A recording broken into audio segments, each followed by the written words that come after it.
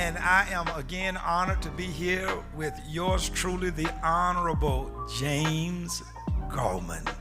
And as you see in the first phase of this session, or the first session of our time together, one of the things that he has constantly made an issue out of is how important it is for him that people knows that he's not in it for so much as himself, to bring glory to himself, to bring so much prestige and honor to his own name, but he's here to serve. And you know, Jesus taught us a great lesson when it comes down to the imagery that James Gallman is actually reflecting for us. Jesus said, "He that will be greatest among you shall be not only your servant, but he will be your chief servant."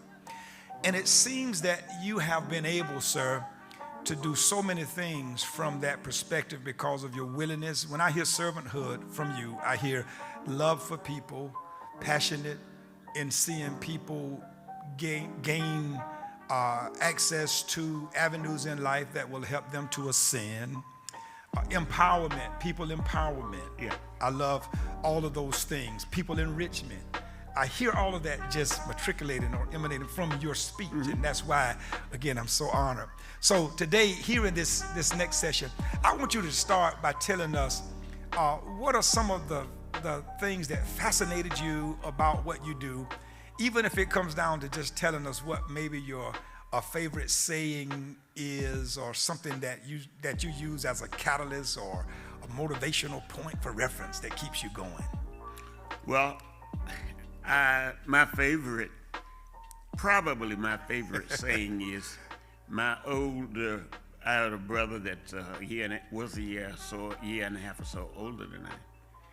And his name was Wallace, and Wallace used to always say to me, "James, kill people with kindness." Wow. That was, he no matter what they did or said, he said, you just kill them with kindness. You show love to them and whatnot, and things will work out. I was never in this for money. I was always in it to help people reach whatever potential they could reach or wanted to reach, and would share with them if there was anything that I could do to help them get there. But I always held on to kill them with kindness. That's awesome. And in the end, when they have nothing else to do, they just have to love you, because you never tried to take anything from them. You always tried to help as many as you could. And I guess growing up poor, Reverend, it never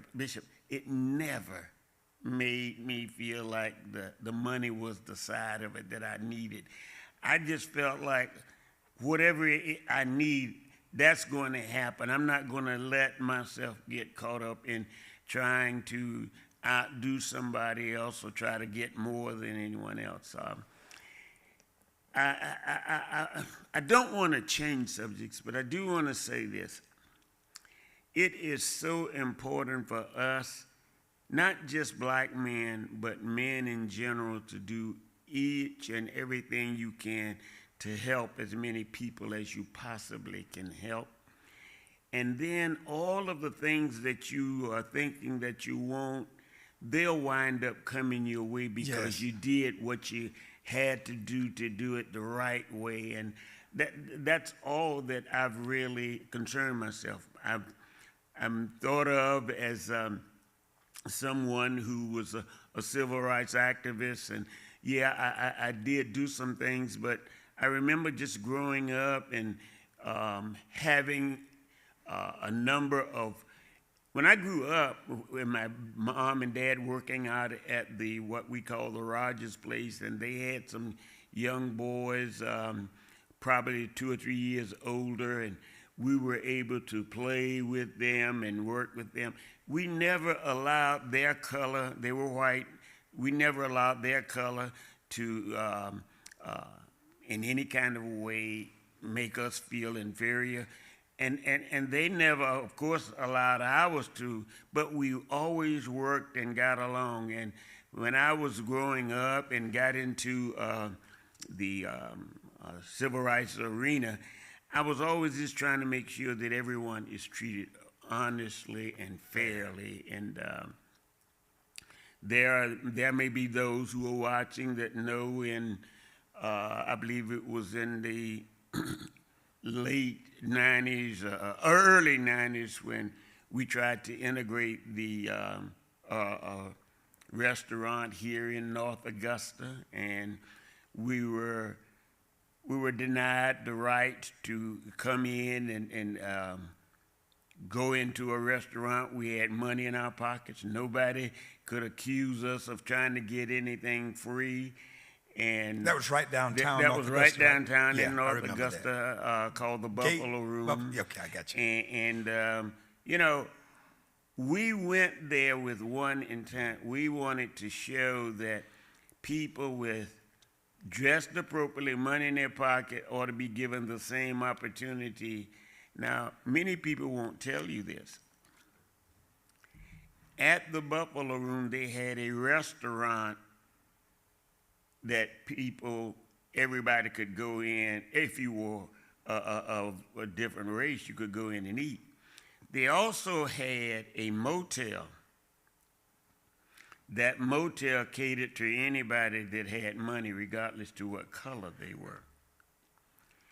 And when we went to integrate, we had sent a young white male, and he went in, got something to eat, came back out. We went over and decided we were going to go in, and we were denied by the owner the right to come in and eat. And one of the young ladies who were there as a reporter asked him why were we not allowed to come in, and he told her she was dressed in black. He said, because they look just like all that you got on, and we don't want them in here. Wow.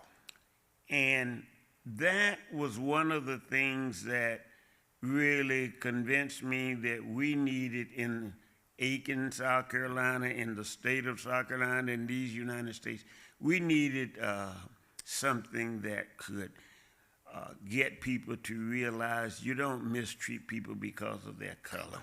Yes. And so we went ahead, and the restaurant eventually had to close, but something that many people do not know, when we had a court hearing, the judge at that time, there were 6 of us, 5 adults and 1 young man that was in college.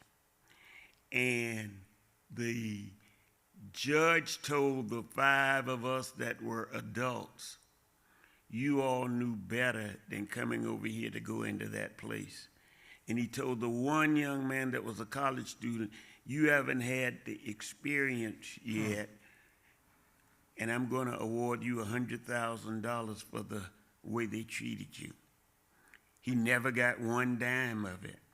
But the fact that the judge felt like we as seniors or we as adults should expect to be mistreated. Wow.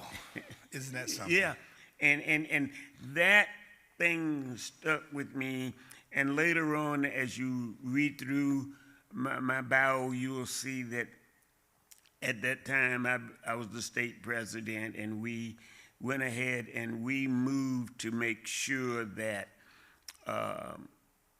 South Carolina or any other state that would mistreat people because it's expected that we would not allow ourselves to then go into restaurants or go in to buy gas from places where we were going to be mistreated because of the color of our skin. So you said state president. You're talking about president of the South Carolina State NAACP. NAACP. Mm-hmm. Yes, sir. Mm-hmm.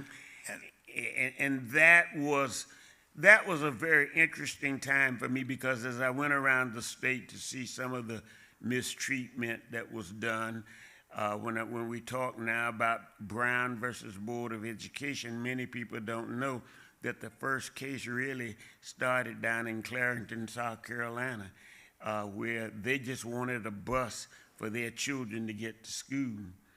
And it was not allowed.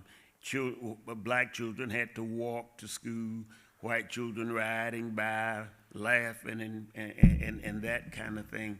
So that really stuck with me. And then when I was in school in Orangeburg, we went down at the bowling alley and felt like we should be allowed to bowl.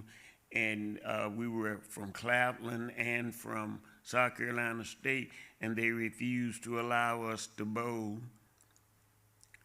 We continued to push the issue, and finally we were arrested in Orangeburg and bused up to Columbia, South Carolina, put out in a field in a cold, rainy day, while the decision was made what was going to be done by us. And I lead all up to this for one thing. One day, while we were standing out in that field, Reverend I.D. Quincy Newman out of Columbia, South Carolina, who was a field representative for the NAACP, came to us and said that he had the blessings of the NAACP to get us out of jail. They decided they weren't going to hold any court or anything like that. And he said to us, now remember, it's the NAACP that got you out of jail. Wow. And what we did, we went back to our colleges and finished up the school year and everything. And when I came home, I then met Reverend, oh gosh, I can't remember his name now, but anyway, he was over at Cumberland, and his son was at Cumberland at one time as well. But anyway, he asked me one night to come to an NAACP meeting. I came just because I remembered that guy from Columbia had gotten me out of jail. He told me, remember the NAACP. Yes. So I wound up going to some meetings, and he decided that Reverend Vance, Alfred Vance, he decided that he no longer wanted to run, and he asked me would I be the branch president, and I said I'll have to think about it. Well, another young man became the president because I didn't really push the issue. But that young man stayed the president about 4 months, and on his job, he was told he could not be the president of the NAACP and work on that job. Wow. So he had to step down because he had a family. He couldn't just get, and the NAACP didn't pay anything. And that's when I became the president of the local branch. And I always kept in my mind that what we were out there trying to do is to help people do things that was in the best interest of everybody and treating people fairly, and going back to my brother, treat them with kindness. So let's talk about this again. Yeah. Now, so this was in what year did you actually become the actual president? I became the president in about 1988, I believe it was. I think it was 1988 that I became the president.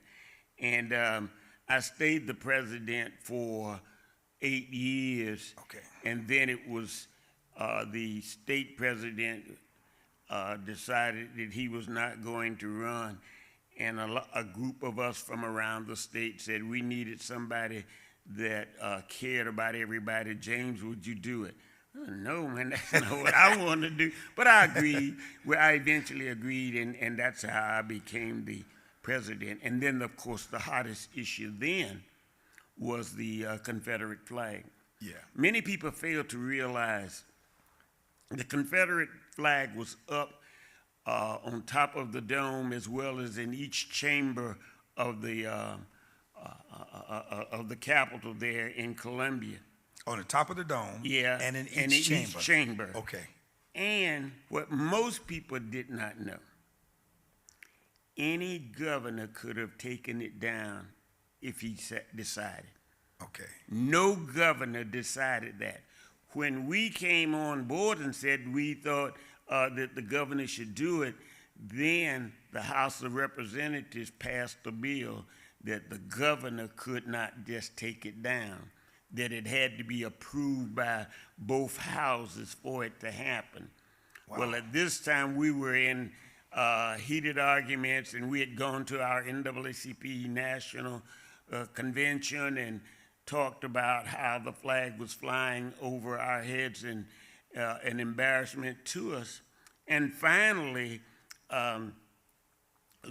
decided that we needed to have what we call not a boycott, but we were going to have sanctions against South Carolina.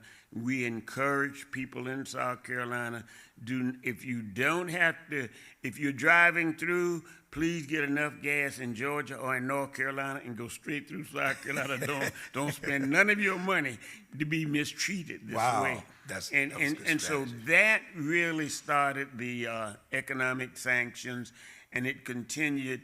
And unfortunately, the death of the 9 at Mother Emanuel in Charleston is what caused the flag to come down. And it's a sad thing that people would allow themselves to be mistreated, or people would mistreat people just because of the color of their skin. Yes. And we had to fight that battle, and fortunately now it is no longer flying. Even on they put a pole out, and they had it put up there in front of us to really be an embarrassment. But we continued to hold our grounds. That there were just, for example, if we had our state convention, we would either come to Georgia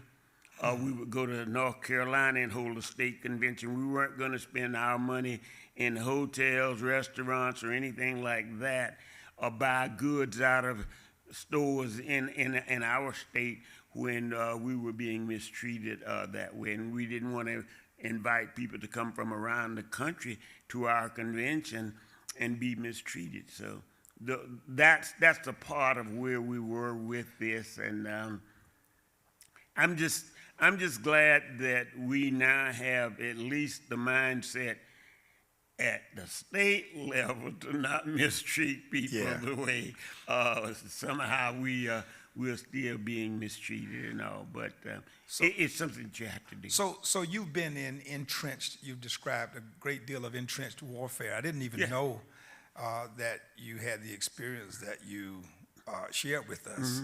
Mm-hmm. I'm an artist. Yes. So you took my mind right into videography, just looking at your experience on screen. Mm-hmm. And I wanted to ask you this question, because sometimes we don't prod the heart. Mm-hmm. You're the candidate who stands out front to assist those of us who sometimes don't even know how much anguish, toil that you encounter as a result of the struggle to bring to us privileges and opportunities and liberties. And there seems to be a sense of depreciation sometimes where there's ignorance. Yeah. You've had to deal with that as well. How has that factored in to your plight as a leader? Let me give you 2 further examples that most people don't know about. We don't harp on as much as we probably should. Richardson's Lake in Aiken, South Carolina. A bunch of Boy Scouts, all but one were white. My nephew. The one black. Yes. They were not allowed, the group was not allowed to swim at Richardson's Lake because they had the one black student, one black Boy Scout with them. The next morning, Reverend Dr. Nelson B. Rivers and I go out and meet with the owners of Richardson Lake. They said they did not tell the manager to not let them swim. The manager is saying they told him no blacks could swim in the lake and whatnot. it's that kind of thing. 4 months later, up in Saluda, South Carolina, a group is swimming in a city swimming pool or whatever it is, and a white male adult is threatening to throw Clorox in the water to make sure everybody come out white rather than allowing the blacks to come in there and swim. These are some of the kinds of things that our people have had to go through, and it's just amazing how many others are out there like that. When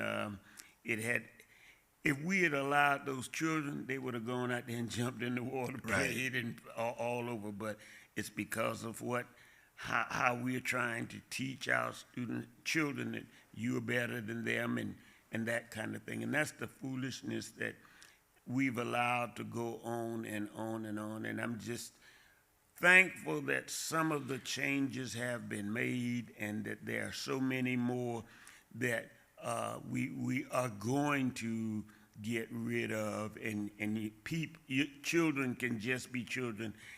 If you put a basketball or a football in their hands right now, they don't think one thing about any color or anything. They just go out and enjoy it and whatnot. But we still have the mindset of so many that one race is beyond another race. And so I got to get this before we get to. So you appear to be yet so committed and undaunted by the struggle. There's a forwardness in your mindset, regardless of the exchanges that have occurred. Is that what I'm hearing? That is exactly right, and a strong commitment that God didn't put us on this earth to be belittled or for us to accept this kind of thing. I never advocate for violence and whatnot, but we've got to, again, use Wallace Gallman Jr.'s words.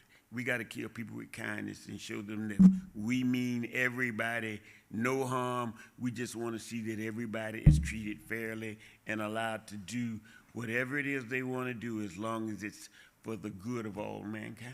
So, in this forwardness, I'm searching. Mm-hmm. So never a time in the many years that you have been committed to the struggle for the sake of many, have you thought, well, I've had enough? No. No. Really? Let me be honest with you. At no time do, I get calls. Last night at home, I got a phone call. No, I'm sorry, that's not true. A guy rang my doorbell. A guy that my wife had taught early on. He has a daughter who has a friend who worked at a bank, and now she's being accused of stealing a whole bunch of money, and she doesn't have anyone that she feels that she can go to, and they came to us to find out. And I had the name of a friend that I went ahead and referred them to, because I think our people need someone that they can call upon that at least can lead them in the right direction. Nothing violent or anything, but here's the way you go, here's the way that you get this done. And just trusting God that He will make your path clear and will help you and whatnot. It's not going to always come out the way that we want to, but we know we're doing it the right way, and most of all, we got God on our side. So that's a fresh commitment. You sound as resilient, determined, dedicated, and convicted today. Yes. As you were initially. That's exactly right. And I love your resolve. That's what I'm just, oftentimes you can get a leader to talk sometimes about the conundrum associated with it. The other side. Yeah. You seem to be abrasively committed to stay focused on that which is your assignment and not allow too much negativity to impact your emotional commitment, so that it changes the intensity associated with As well as trying to get others. My wife, biggest problem with me most of the time is she says I'm out here trying to save the world. This is what I've been accused of. Yeah. I've been accused of this. Mr. Gallman. I can say this? Yeah, sure. All of my life I've been accused yeah, of this. yeah. And it doesn't matter how much I run, it's just a product of being who you are, especially when you love people and you love seeing people free. You demand equality for people, even though it's common for us, probably. Yeah. We know how to have it. Dad taught me, listen, son, you're just a man like everyone else, but you are a man. Yeah, that's Don't ever important. allow another man to take your manhood from you, because God gave it to you. Yeah. And God will always defend you if you'll stand up for what he exactly gave right. you. Is what he said to me. And so I love the resilience. I love the determination. I love the resolve. I want to leave you a few minutes to please just share with us whatever you want to carry us out of here today, because I am so honored by the things that I've heard, and I'm appreciative of the fact that you're just as determined today as you were when you started. Well, again, I have a strong belief that, as I said, God didn't put us on this earth to be trampled on. He intended for us to do those things that we can do to work together and work in harmony, and that's what I want to do. And it really doesn't matter to me who gets whatever is out there, as long as it's a fair opportunity for everybody, and anybody that's willing to work, to commit to that, it is right there for them. And I try to encourage all of our young people to stay focused, make a decision. Here's what I want to do in life, and here's the way I'm willing to go about it. And good things will happen. They do. You just have to make up in your mind that you're going to give it all that you've got. And as long as you're doing that, I think God will be satisfied with what you do. And some of the things that you've been looking for, they'll come your way. I believe it. Friends, there you have it. You see why, you see what I'm talking about. You see why we're here. Listen, there's no way I'm going to allow this to be our last session. I'm bringing this man back. I want to hear more of the stories. I think, in fact, he doesn't know this, but I'll talk to him about it aside from this. In a book I'm writing about prominent patriarchs, I'm going to definitely I'm going to include him in it, and he's going to have to fight me to stop me from his inclusion, because I'm honored by the characteristic virtues that have been extolled on this platform today. And just keep this in mind. You can have a commitment to do a thing that God has assigned to you. It's your responsibility to honor it in such a way that it's your trust in God that keeps you true to it, not how you feel about people and sometimes the way that they fail to reciprocate. This man has shown us elasticity in his resilience, a determined resolve to stand in the gulf for those who cannot stand for themselves, in spite of what might befall him. And look at him as we close out today. He seems untouched, unscathed. He almost looks as if the hand of God is just so taking care of him. I am so thankful that he's neatly been just kind of kept under the auspices of a sovereign God, so that in spite of what he has to go through for the good of others, God is saying, while you defend others, I got your back. Got your back. And that's what we see here today. And so celebrate the Honorable James Gallman with me today. And listen, he'll be back. And I promise you, it won't be long. God bless you. Go in peace. Mr. Gallman, thank you so much. Thank you so much for having me. And again, I just want to make sure that everyone understands it's not about James Gallman. It is certainly not about what could happen to me. It's all about doing what God expects me to do as a man to help others to have a better life. And that's all I really want to do. Thank you so much. Beautiful. Thank you. Praise God. Well, we're out of here. Thank you so much. God bless you.